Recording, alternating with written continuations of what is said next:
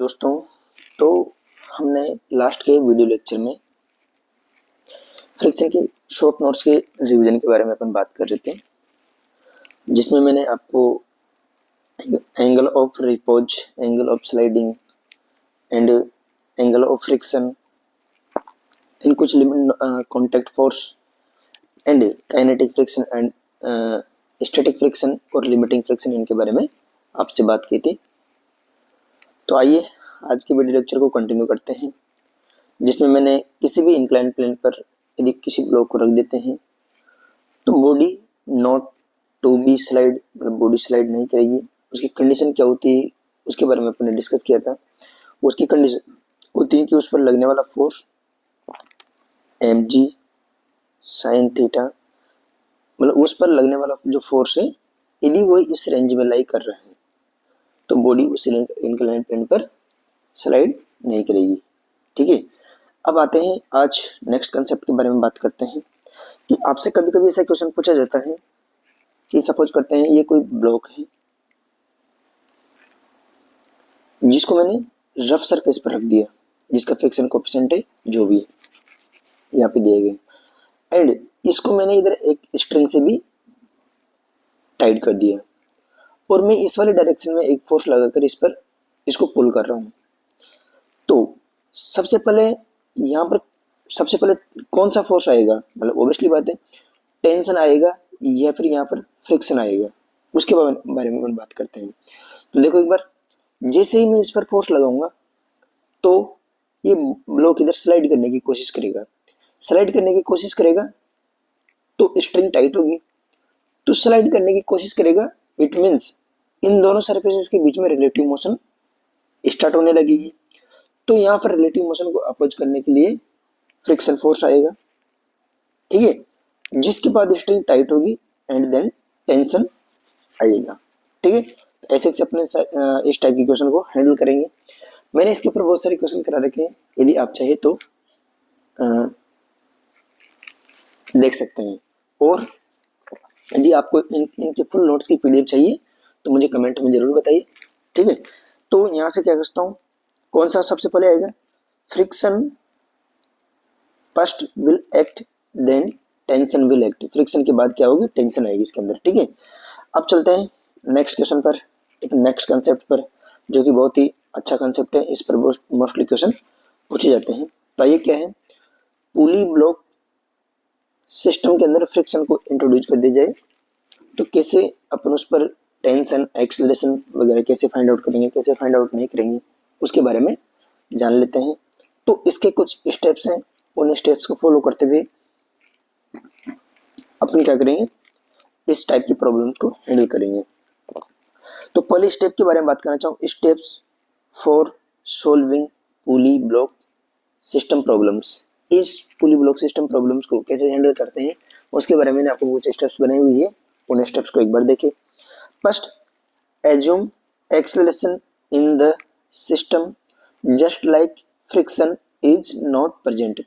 जैसे अपन एनएलएम के अंदर पुली ब्लॉक सिस्टम को हैंडल करते थे, सपोज करते हैं पुली ब्लॉक सिस्टम है, यहाँ पर रखा हुआ था और यहाँ पर एक ब्लॉक था ऐसे सपोज करते हैं कि यहाँ पर फ्रिक्शन एब्सेंट है, मतलब फ्रिक्शन की वैल्यू 0 है, तो मान के चलते हैं कि ये ब्लॉक इधर जाएगा, ये भी सेम एक्सेलरेशन से इधर जाएगा। तो ऐसे कैसे अपने को क्या करना है, एक एक्सेलरेशन एज्यूम करना है just like friction is not present, जैसे कि अपन विदाउट फ्रिक्शन वाले केस में करते थे। Then apply kinetic friction, solve the problem. अब इसके अंदर क्या करेंगे, काइनेटिक फ्रिक्शन अप्लाई करेंगे, भाई इस पर लगने वाला काइनेटिक फ्रिक्शन जो भी लग रहा होगा उतना करेंगे, एंड काइनेटिक फ्रिक्शन इधर लगेगा एंड इसका फ्री बॉडी डायग्राम बनाएंगे। तो इस पर टेंशन तो इस पर लग रहा है नेट फोर्स कितना हो जाएगा, T minus kinetic friction F के, इक्वेशन लिखेंगे तो टी माइनस एफ के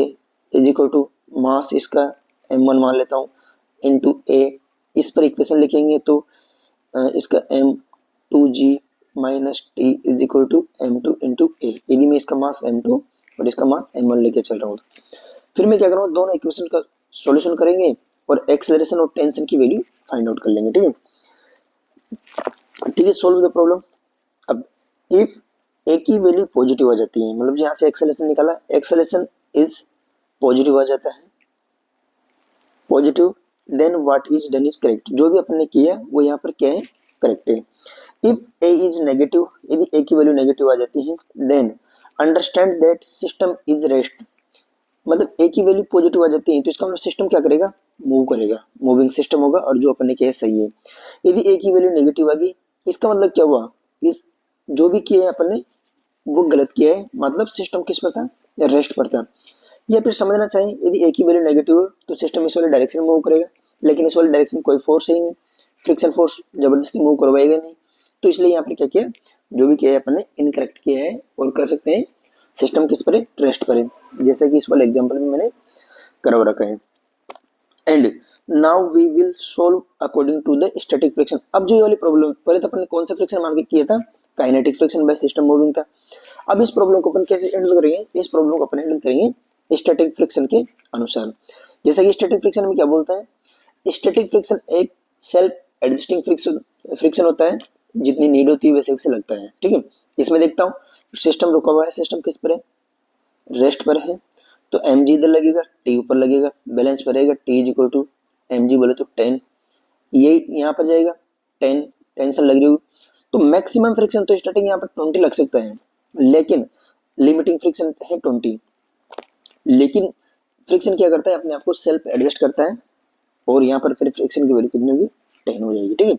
इस टाइप से अपन पुली ब्लॉक सिस्टम को हैंडल करेंगे, तो आपको ये वाले सारे स्टेप्स पता होने चाहिए, कैसे कैसे करना है, कैसे कैसे नहीं करना है, ठीक है।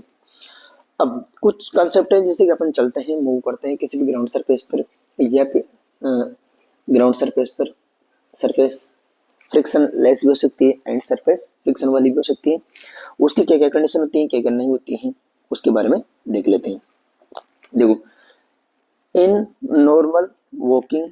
फ्रिक्शन इज स्टैटिक, जो नॉर्मल अपन जैसे कि अपन मूव करते हैं, जिसे अपन किसी भी ग्राउंड पर मूव करते हैं, तो जो अपने पर फ्रिक्शन लगता है वो जनरली कौन सा होता है, वो होता है स्टैटिक फ्रिक्शन, ठीक है। व्हेन सरफेस इज स्लिपिंग, मतलब जैसे कि surface is slipping, surface is slippery, like जैसे कि आइस की सरफेस हो गई, या फिर ऐसी सरफेस जहां पर कोई भी क्या लुब्रिकेंट रखा हो, सरफेस फ्रिक्शन वाली हो गई। Surface is slipping, we generally take small step, मतलब ऐसा कहना चाह रहा हूँ, जब सरफेस स्मूथ सरफेस हो, या फिर कह सकता हूँ मैं फ्रिक्शन कम हो, फ्रिक्शन लेस फ्रिक्शन हो, तो उस पर अपन मूव करने के लिए ज्यादा स्टेप नहीं रखते हैं, मतलब स्टेप्स का मतलब पीछे वाला पैर यहाँ है तो ऐसे नहीं रखते हैं, अपन क्या करते हैं उस वाले सरफेस पर स्मॉल स्मॉल स्टेप्स रखते हैं, मतलब दोनों पैर्स के बीच का जो गैप है वो क्या होता है, कम करके चलते हैं। Generally take small steps so that we can increase the normal reaction. अब स्टेप्स को कम रखकर अपन क्या कर सकते हैं, नॉर्मल इंक्रीज कर सकते हैं। जैसे कि मैं आपसे बोलना चाहूँ, यदि सपोज करते हैं ये दोनों स्टेप्स हैं, मेरा जो पिछले वाला पैर है वो यहाँ पर है एंड आगे वाला पैर यहाँ पर है, तो देखो एक बार यहाँ से देख सकता हूँ, यदि ये वाला एंगल में थीटा मान के चलता हूँ और इस वाले एंगल को भी थीटा मान के चलता हूँ, तो ऊपर से कंपोनेंट्स लो, नॉर्मल रिएक्शन इस वाले डायरेक्शन में लगेगा, तो एन साइन थीटा, और इधर आएगा कौन सा, एन कोस थीटा। अब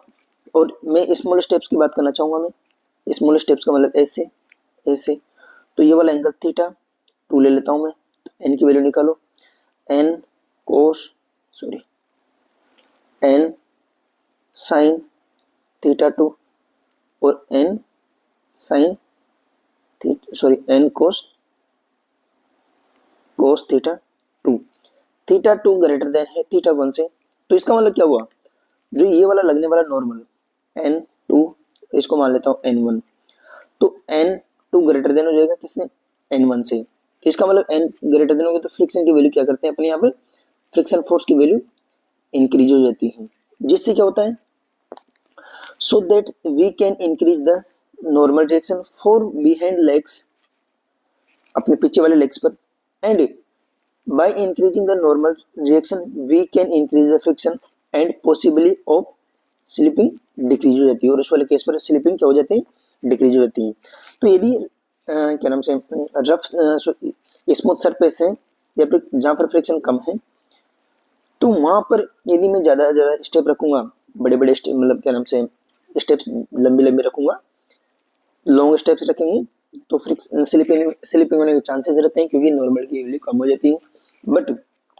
स्मॉल स्टेप्स में वहां पर वॉक करना इजी हो जाएगा। ठीक है, तो आइए देखते हैं आगे की तरफ मूव करते हैं, क्या है क्या बात नहीं है। तो इसका यदि आप, ये अच्छे कंसेप्ट है, यदि आप इसको नोट करना चाहिए तो कर सकते हैं, जनरली पूछे जाते हैं। ठीक है, चलो अब बात करते हैं अपन कि किसी भी सरफेस पर यदि ब्लॉक को अपन हाफ रफ सरफेस है या फिर उसके कुछ एंड पार्ट्स स्मूथ है या फिर रफ है, तो उस वाले केस में क्या होगा क्या नहीं होगा, या फिर किसी भी ग्राउंड पर कोई लाउंड रोल क्या नाम रोलर है, उसको अपन पुश करेंगे पुल करेंगे, तो किस पुश करने पर फोर्स ज्यादा लगाना पड़ेगा या फिर पुल करने पर अपने को फोर्स ज्यादा लगाना पड़ेगा, उसके बारे में बात कर लेते हैं। ठीक है, तो देखो एक बार कॉन्सेप्ट क्या है देखते हैं। Body come to rest on reaching the bottom of the plane, then find the value of coefficient of friction. ऐसा कहना चाह रहा है कि कोई भी बॉडी है जिसको इनिशियली मैंने यहां से रिलीज कर दिया और यहां से लेकर यहां तक का जो सेक्शन है ये क्या है स्मूथ है, एंड रिमेनिंग पार्ट्स है इसका वो क्या है रफ दे रखा है, रफ। ठीक है, अब मेरे से पूछा गया है कि जो रफ सरफेस है उसका फ्रिक्शन कोएफिशिएंट क्या होगा, इसके बारे में बात की गई है। ठीक है, तो अपन अच्छी तरह जानते हैं कि किसी भी इंक्लाइन प्लेन पर, इंक्लाइन प्लेन है, यदि किसी में एम मास के ब्लॉक को उस पर रख देते हैं तो इस पर एम जी तो डाउनवर्ड डायरेक्शन में लगता है, बट एम जी के अपन कंपोनेंट्स लेने पर इंक्लाइन प्लेन के अलोंग इसका कंपोनेंट लगता है एम जी साइन थीटा, और वर्टिकल डायरेक्शन में कंपोनेंट लेने पर इस पर लगता है एम जी कॉस थीटा। ठीक है, ऐसे ऐसे फोर्स लगता है, तो इस ब्लॉक को इंक्लाइन प्लेन के अलोंग कौन सा कंपोनेंट लेके जाएगा एम जी साइन थीटा। ठीक है, और इस पर फ्री बॉडी डायग्राम रहे तो इसके जस्ट परपेंडिकुलर नॉर्मल लगता है। ब्लॉक इस नॉर्मल के अलोंग तो मूव नहीं कर रहा, तो इसका मतलब यहाँ से कर सकता हूँ मैं एन जो नॉर्मल रिएक्शन है वो एम जी कोस थीटा के इक्वल होगी। ठीक है, चलते हैं बात करते हैं कि कैसे सॉल्यूशन करेंगे कैसे नहीं करेंगे। तो इस वाले इंक्लाइन प्लेन के अलोंग तो फोर्स लग रहा है इस पर कौन सा एम जी साइन थीटा, जैसे कि यहाँ पर बताया हुआ है, एंड इनिशियल वेलोसिटी जीरो है, नॉर्मल इधर लगेगा एम जी इधर लगेगा। अब देखो सबसे पहले बात करते हैं कि यहाँ से लेकर यहाँ तक ब्लॉक एल लेंथ चला, एल बाई एन चला, तो इस वाले रफ सरफेस में एंटर करने से पहले जस्ट पहले इसके पास कितनी वेलोसिटी थी, इनिशियल वेलोसिटी कितनी थी, उसके बारे में बात करते हैं। तो फॉर स्मूथ पार्ट की बात करना चाहूँ तो यहाँ पर कौन सा, यदि इसका एक्सेलेरेशन की बात करना चाहूँ, फ्रिक्शन एब्सेंट है तो एक्सेलेरेशन कितना हो गया एम जी साइन थीटा, तो इसका नेट फोर्स हो जाएगा, एंड मास इनटू इस वाले सेक्शन में इसका एक्सेलेरेशन a1 मान लेते हैं, a1 m से m कैंसिल आउट, तो जो इस वाले सेक्शन में इसका एक्सेलेरेशन जो होगा वो a1 is equal to G sine theta हो जाएगा। मेरे पास डिस्टेंस दी गई l by N and acceleration दिया गया है, तो मैं थर्ड इक्वेशन का यूज करता हूँ और यहाँ से किसकी वैल्यू इस वाली v की वैल्यू निकालूंगा। थर्ड इक्वेशन क्या होती है v square minus C square is equal to 2as, v की वैल्यू निकालनी है तो जीरो है से क्योंकि इनिशियली मैंने यहाँ से रिलीज किया था,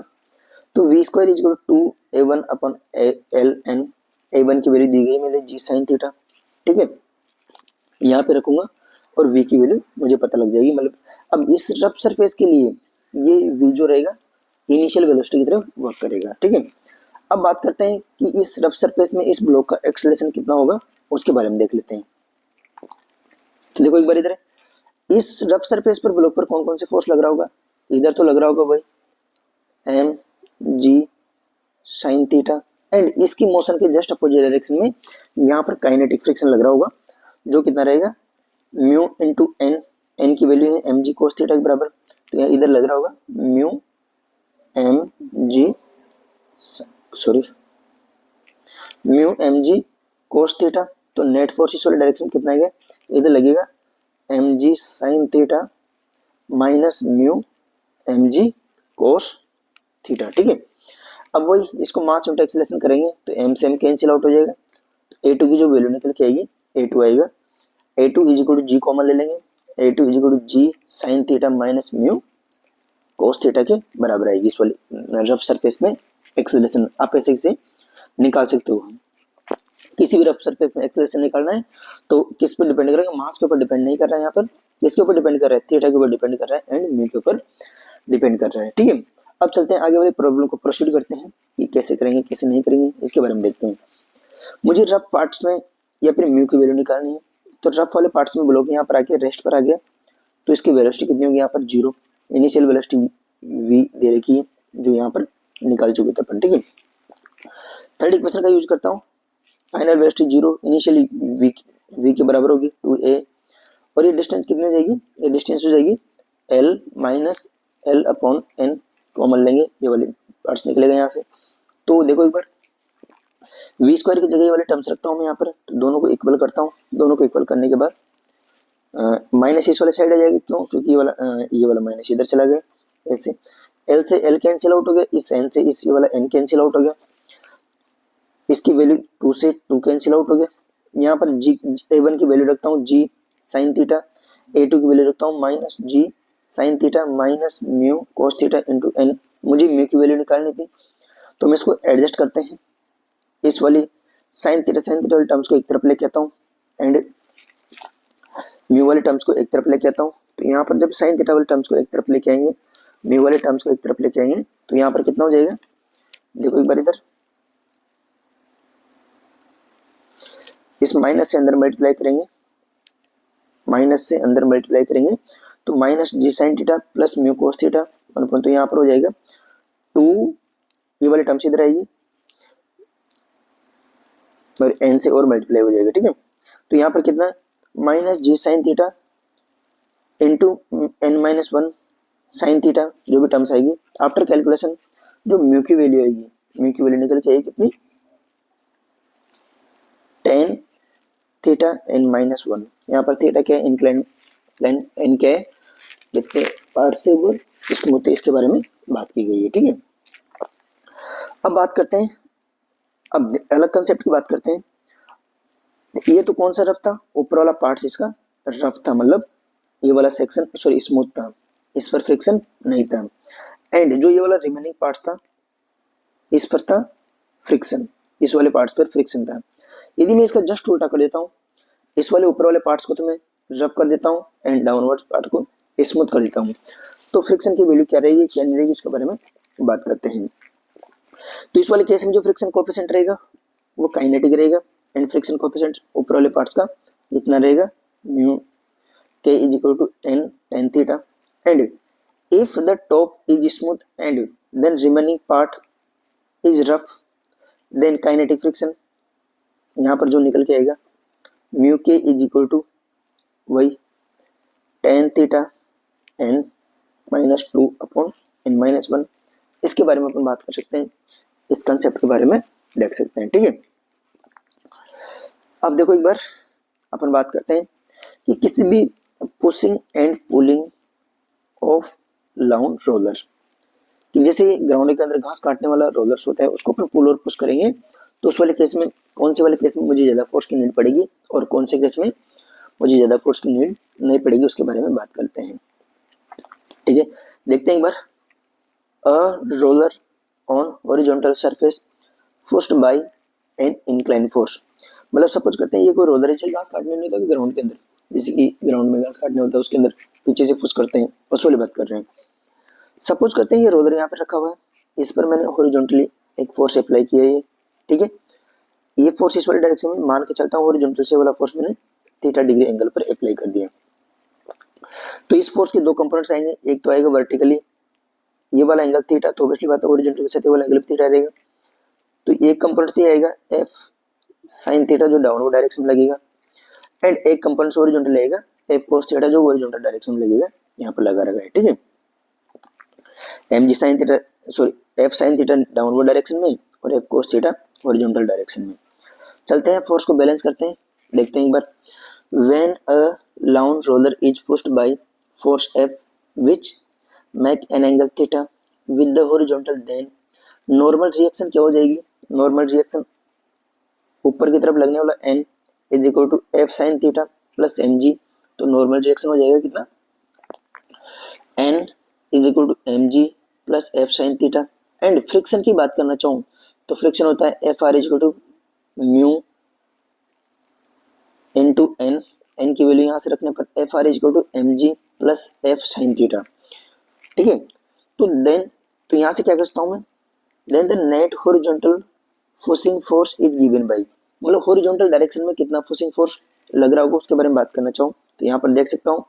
कि रोलर यदि मूव कर रहा होगा तो हॉरिजॉन्टल में कौन सा फोर्स लग रहा है इस पर, एक तो इस वाले डायरेक्शन में लग रहा है एफ कोस थीटा, एंड इस वाले डायरेक्शन में फ्रिक्शन आ जाएगा एफ आर। एफ नेट की मुझे बात करनी है तो F net is equal to F cos theta minus F R, सारी वैल्यू पुट करते हैं। After putting the value F net जो हॉरिजॉन्टल डायरेक्शन में F cos theta minus sine theta minus mu R M G के बराबर होगा। इस बात को विशेष तौर पर ध्यान रखिए, कितना होगा, ये वाला फोर्स लगेगा। अब बात करते हैं फोर्स ना करते हुए इसको यदि मैं पुल करूं तो कितना फोर्स लगेगा, कितना लगेगा। सपोज करते हैं कोई भी लाउन रोलर्स हॉरिजॉन्टल प्लेन पे रखा हुआ है एंड इसको मैं एफ फोर्स लगाकर पुल कर रहा हूँ जो इस वाले एंगल पर लग रहा है। वही एफ के कंपाउंड्स लेंगे, एक तो हॉरिजॉन्टल आएगा एफ कोस थीटा, एक वर्टिकल आएगा F sine theta. Normal reaction भी इधर लगेगा, फ्रिक्शन इस वाली साइड लगेगा। ठीक है, तो नॉर्मल रिएक्शन की बात करना चाहिए, अब नॉर्मल रिएक्शन डिक्रीज है, क्यों, क्योंकि एम जी लग रहा है डाउनवर्ड डायरेक्शन में और ऊपर वाले फोर्स लग रहे हैं, तो नॉर्मल रिएक्शन क्या हो जाएगा, normal reaction N is equal to M G minus F sine theta के बराबर नॉर्मल रिएक्शन हो जाएगी। फ्रिक्शन की बात करना चाहूंगा, F R is equal to mu R into N, mu R M G minus F sine theta, इतना friction हो जाएगा। अब हॉरिजॉन्टल डायरेक्शन नेट फोर्स कितना हो जाएगा, F cos theta minus F are के बराबर हो जाएगा इस वाली डायरेक्शन में जो इतना फोर्स होगा। ठीक है, तो यहाँ से क्या क्या दिखाई दे रहा है, pulling is easier than pushing. इसका मतलब जब मैं पुल कर रहा हूँ तो हॉरिजॉन्टल डायरेक्शन में नेट फोर्स की वैल्यू ग्रेटर देन है किससे, इससे, तो इसका मतलब पुल में इसको इजीली कर सकता हूँ। ठीक है, अब लिमिटिंग केस की बात कर लेते हैं कि यदि मैं पुल कर रहा हूँ, इस वाले ब्लॉक को पुल कर रहा हूँ तो जस्ट स्टार्ट होने से पहले इस पर कितना फोर्स लगाना पड़ेगा, कितना नहीं लगाना पड़ेगा, वही आपस में फोर्स को बैलेंस करेंगे। अब जस्ट स्टार्ट के लिए हॉरिजॉन्टल डायरेक्शन में लगने वाला force is equal to friction के बराबर होना चाहिए, आपस में अरेंज करेंगे तो इतना फोर्स, मिनिमम इतना फोर्स लगाकर मैं इस ब्लॉक हॉरिजॉन्टल डायरेक्शन में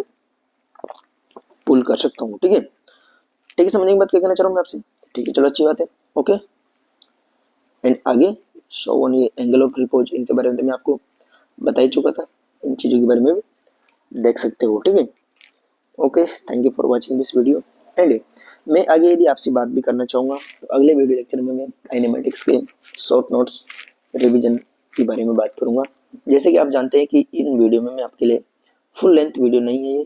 यह only short notes revision types video है। ठीक है, okay, thank you for watching this video.